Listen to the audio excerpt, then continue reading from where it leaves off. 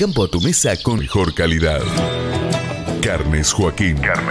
Novillitos de primera calidad, cortes de cerdo, pollos y todo eso que te encanta probar, ahora con envío a domicilio. Llamando al 358-431-0084. Carnes Joaquín te espera de lunes a sábados en horario comercial. Godard 1981, Río Cuarto. Lo que pasó, la información de actualidad. Te lo contamos en GPS de Noticias, porque necesitamos estar informados. GPS de Noticias. GPS de Noticias, segunda edición. Ahora, en GPS de Noticias, la entrevista.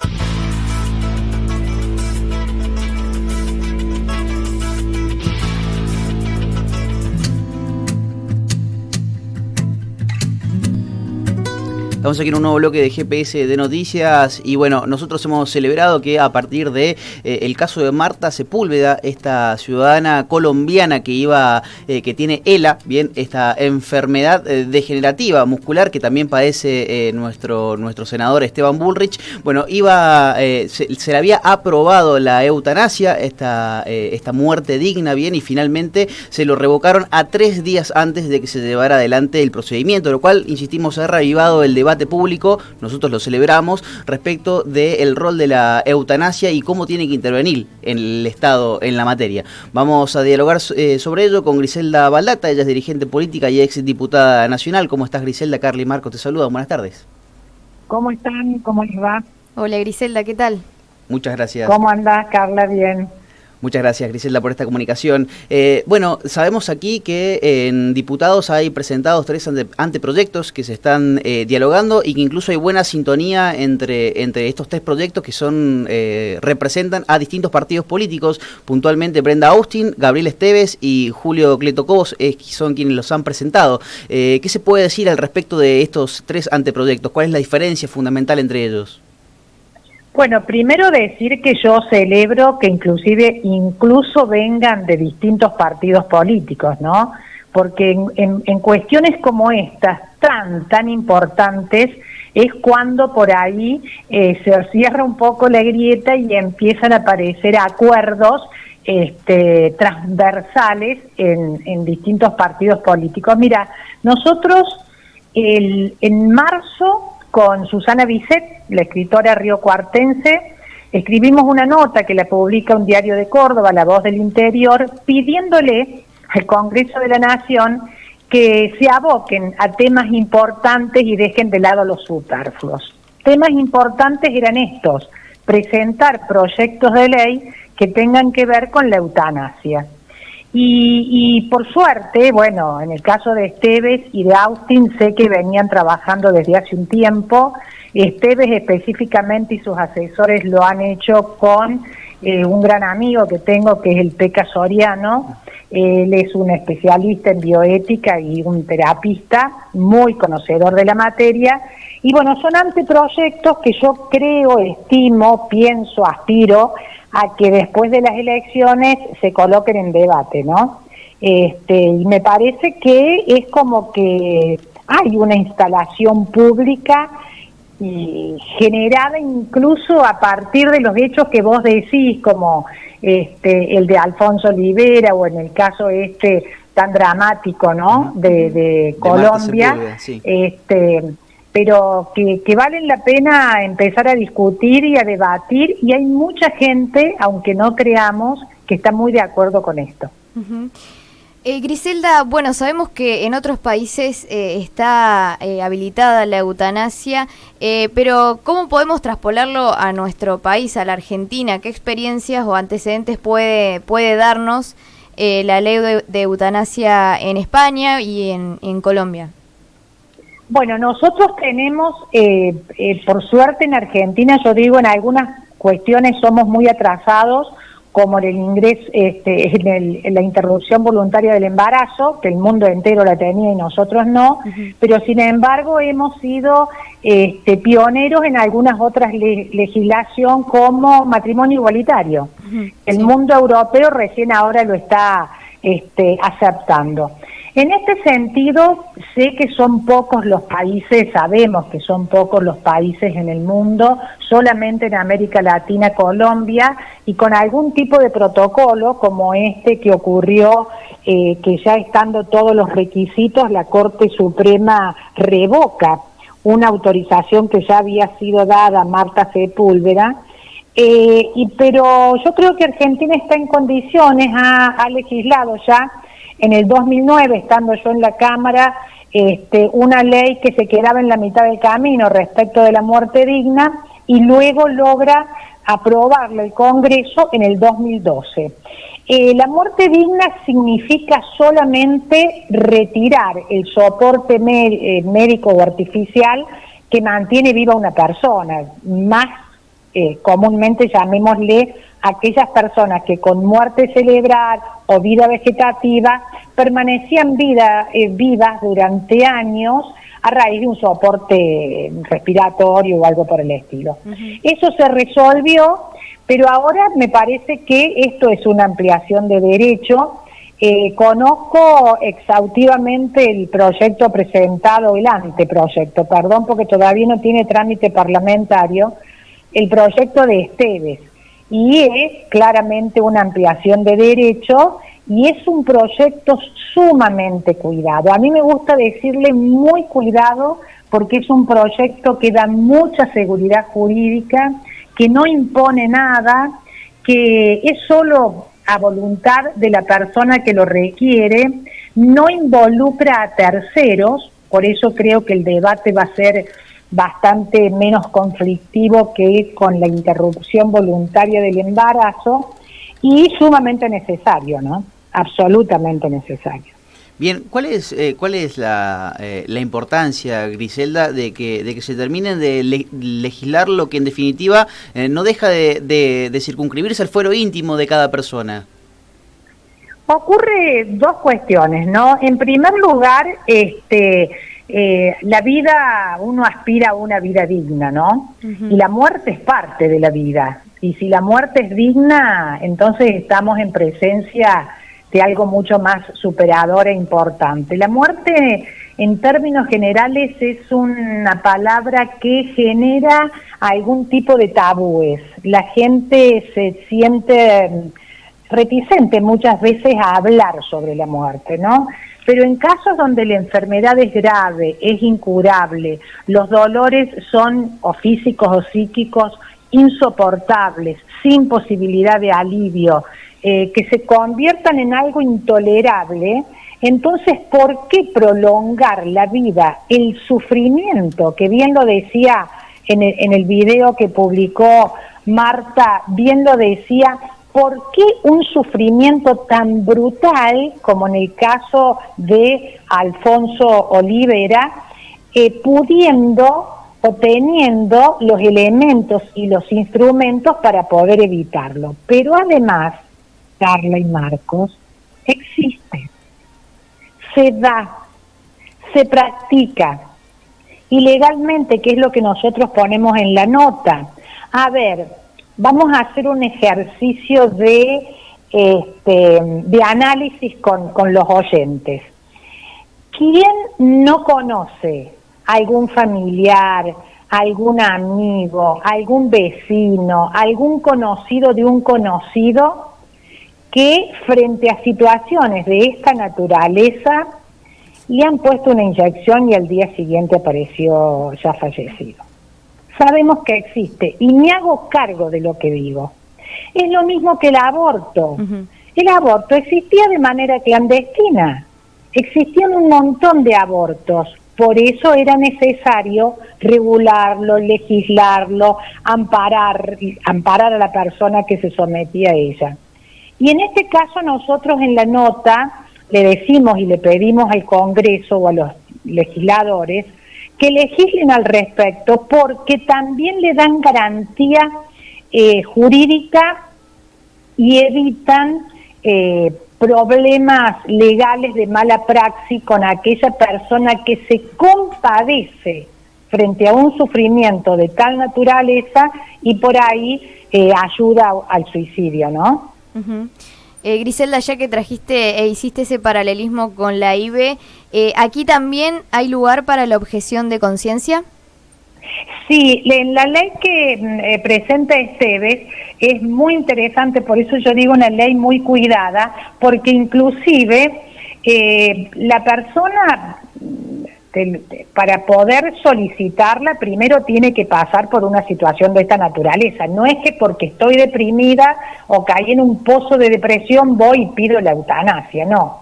Primero tiene que reunir todas estas características, luego la pide al médico de cabecera, el médico de cabecera inmediatamente lo pasa a un médico especialista en el caso, por ejemplo en el caso de Alfonso Olivera o de Marta, o digamos en el caso de la enfermedad ELA, un neurólogo sería, el neurólogo tiene 15 días para expedirse al respecto y luego eso pasa a una consejería que es un equipo interdisciplinario donde hay psicólogos, psiquiatras, alternativistas, abogados, etcétera, etcétera. De manera tal, e incluso respondiendo a lo que vos preguntabas, Carla, también el médico a quien le solicitan la eutanasia y tiene una cuestión de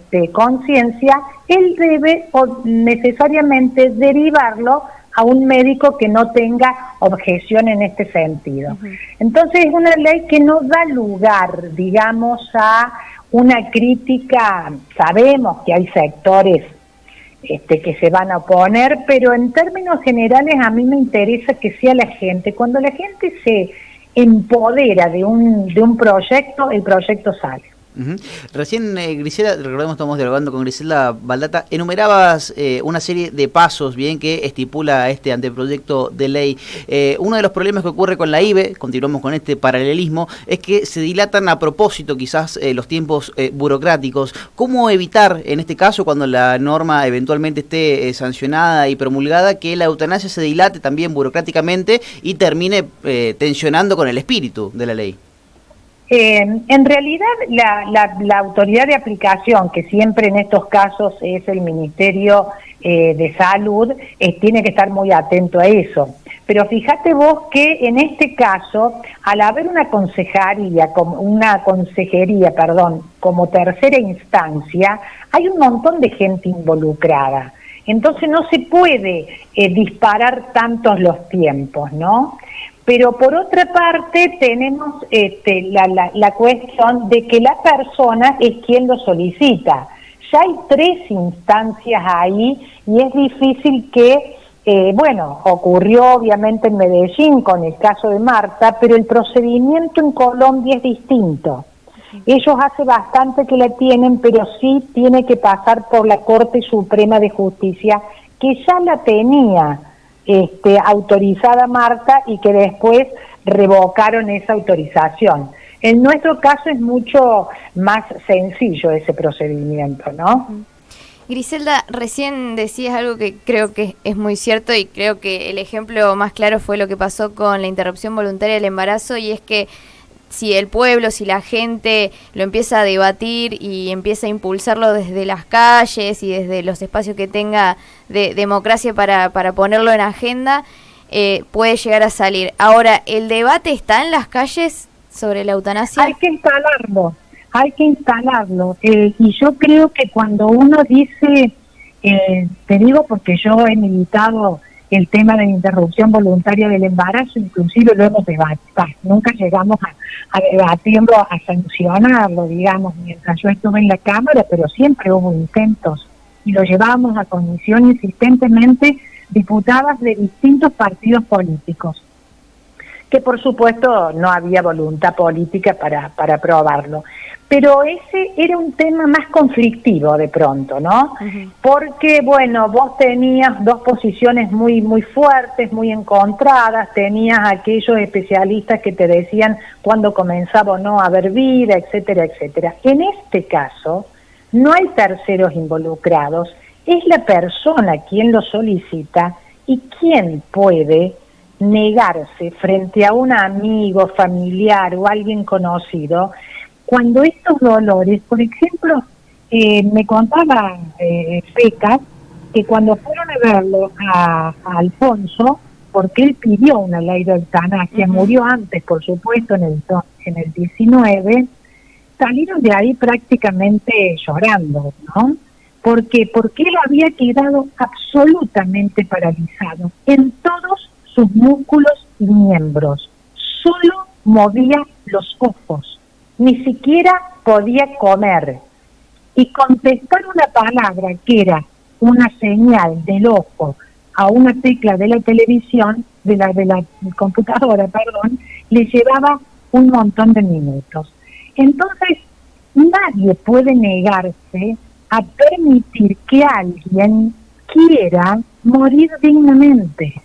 ¿Por qué ese sufrimiento extremo para que una persona pueda morir? Además, reitero, sé que a ustedes les quedó claro, pero por las dudas, a los oyentes no tanto, existe.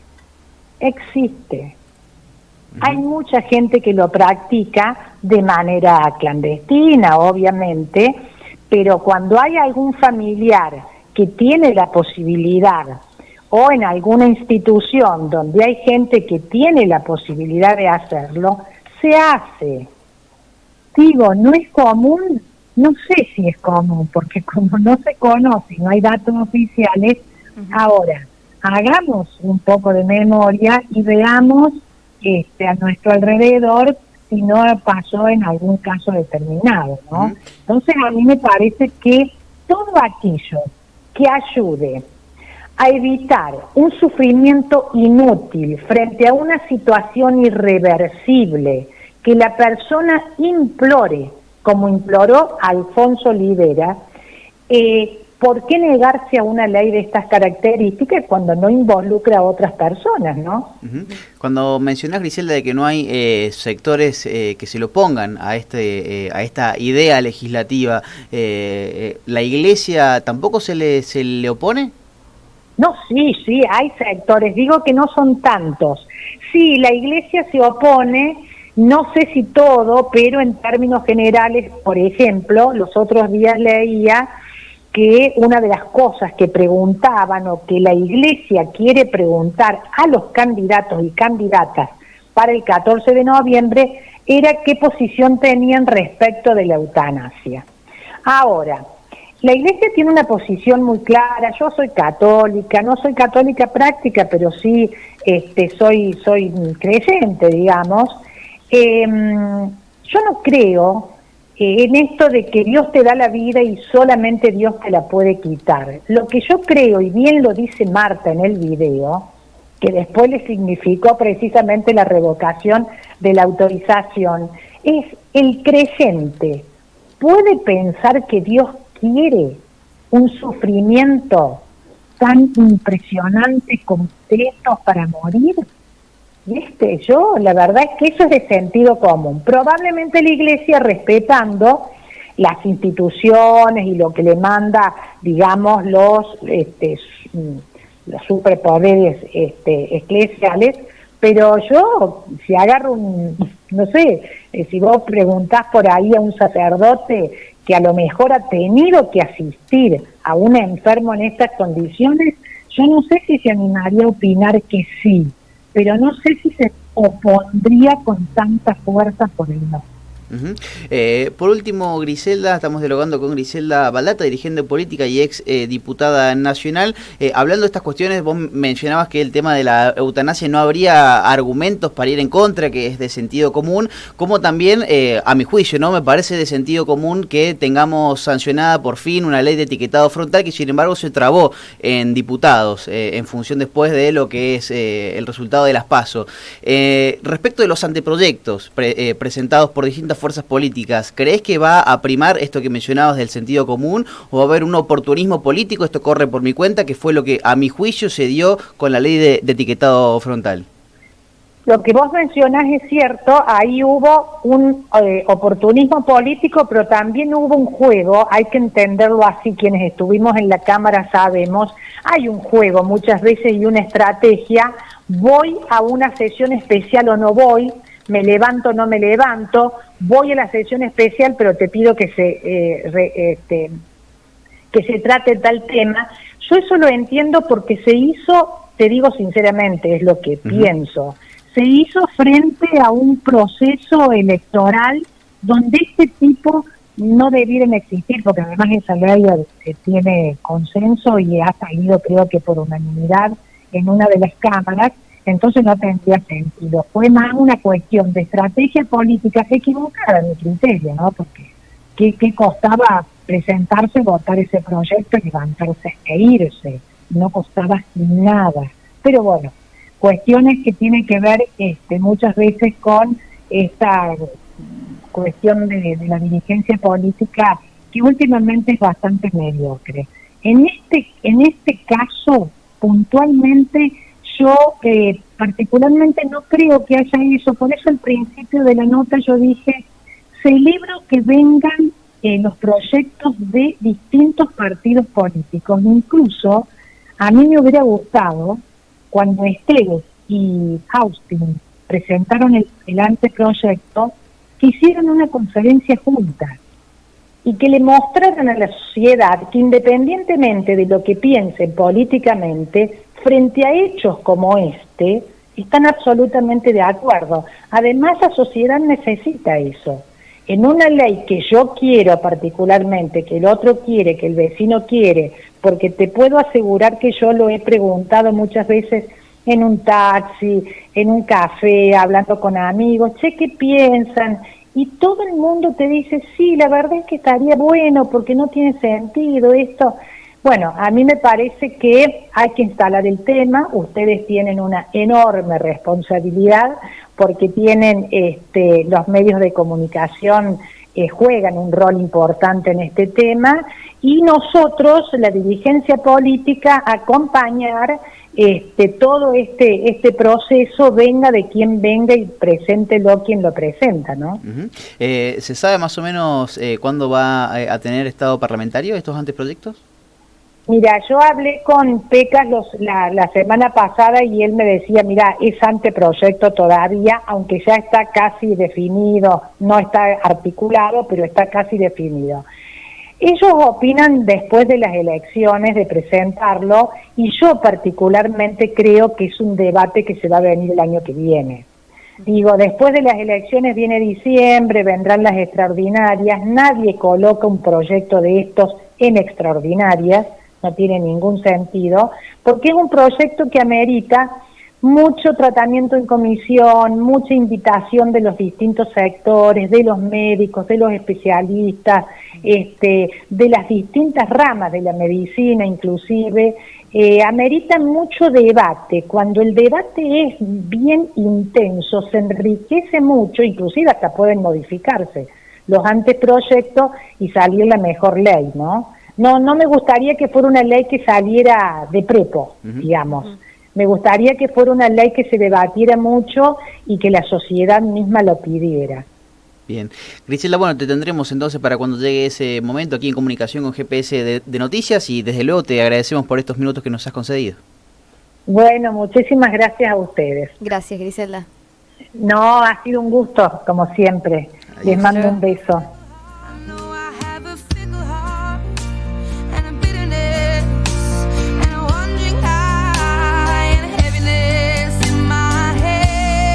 Pasó por el aire de GPS de Noticias Griselda Baldata, dirigente política y exdiputada nacional. Con ella dialogamos acerca de los anteproyectos presentados por diferentes partidos políticos para legislar la eutanasia en Argentina y los debates alrededor de ello.